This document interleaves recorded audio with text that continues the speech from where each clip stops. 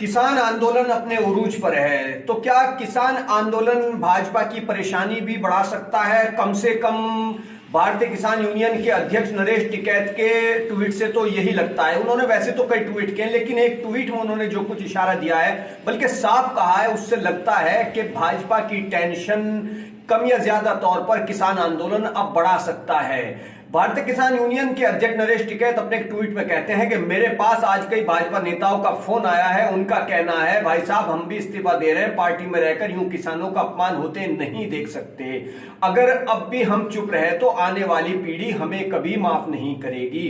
तो क्या भाजपा के कई नेता पार्टी को छोड़ने का मन बना चुके हैं? अगर नरेश टिकैत की इन बातों में सच्चाई है तो ये चुनौती भाजपा के लिए किसी भी तरह से कम नहीं है। किसान आंदोलन को लेकर जो कटरीली राह पैदा हुई है भाजपा सरकार के सामने, वो आगामी दिनों में क्या और मुश्किलें पैदा करेगी, ये तो आने वाला समय ही बताएगा। क्योंकि समय क्या करवट ले कौन जानता है कि जो आंदोलन बिल्कुल खत्म हो चुका था उसमें भारतीय किसान यूनियन के नेता राकेश टिकैत ने एकदम से नई जान फूंक दी और देखते ही देखते वहां भारी भीड़ जमा हो गई।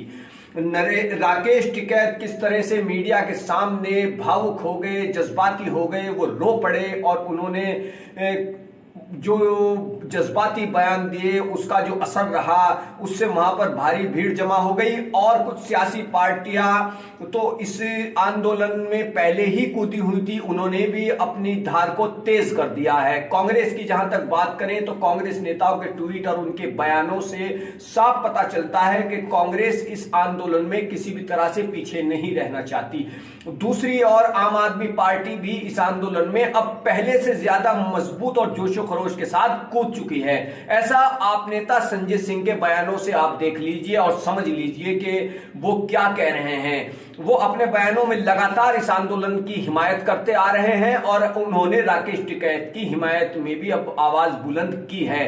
दूसरी तरफ राष्ट्रीय लोकदल के नेता जयंत चौधरी की अगर हम बात करें तो वो भी इस आंदोलन को पूरी तरह से समर्थन दे चुके हैं। हालांकि ये कड़वी सच्चाई है और कहना गलत नहीं होगा कि इस आंदोलन की जमीन पर कुछ लोग अपनी कमजोर पड़ चुकी सियासी जमीन को भी मजबूत करने की कोशिश में जुटे हुए हैं। अभी यह कहना बड़ा कठिन है कि किसकी सियासी जमीन इस आंदोलन के बाद कितनी मजबूत होकर उभरेगी, लेकिन यह जरूर है कि इस आंदोलन से कहीं पर नुकसान बहुत ज्यादा है तो कहीं पर बहुत ज्यादा फायदा भी तलाशा जा रहा है। अब आगामी दिनों में भाजपा के कुछ नेता क्या पार्टी को अलविदा कहते हैं? जैसा कि नरेश टिकैत भारतीय किसान यूनियन के नेता ने कहा है कि उनके पास कई भाजपा नेताओं के फोन आए और वो कह चुके हैं कि वो पार्टी से इस्तीफा देने जा रहे हैं, क्योंकि पार्टी में रहकर वो किसानों का अपमान होते बिल्कुल नहीं देख सकते। और उन्होंने ये भी कहा है कि अगर अब भी हम चुप रहे, ये समझने वाली बात है कि जो नरेश टिकैत ने अपने ट्वीट में कहा है कि अगर अब भी हम चुप रहे तो आने वाली पीढ़ी हमें कभी माफ नहीं करेगी। ऐसा नरेश टिकैत ने अपने ट्वीट में भाजपा नेताओं के फोन जो आए हैं उनके बारे में बताया है। इसके अलावा भी कई ट्वीट उन्होंने और किए हैं। राकेश टिकैत भी लगातार इस आंदोलन में सक्रिय हैं और अब वो पीछे हटने को तैयार नहीं है।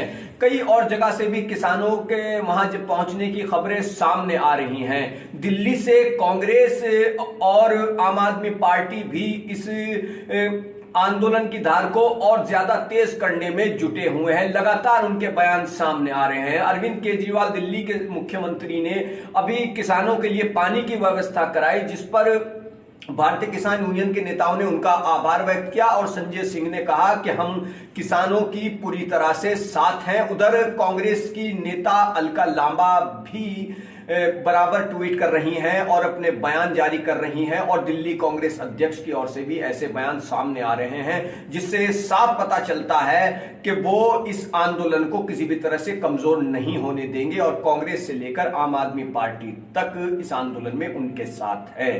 तो आगामी दिनों में यह आंदोलन क्या रुख अख्तियार करता है ये कहना बड़ा कठिन है, लेकिन इस पर भी सभी की निगाहें बनी हुई हैं कि इससे क्या भाजपा सरकार पर कुछ फर्क पड़ता है। और हालांकि किसानों ने सरकार से बातचीत के रास्ते खुले रखे हैं और रखने भी चाहिए, क्योंकि बातचीत जरूरी है, बातचीत से ही हर मसले का हल होगा।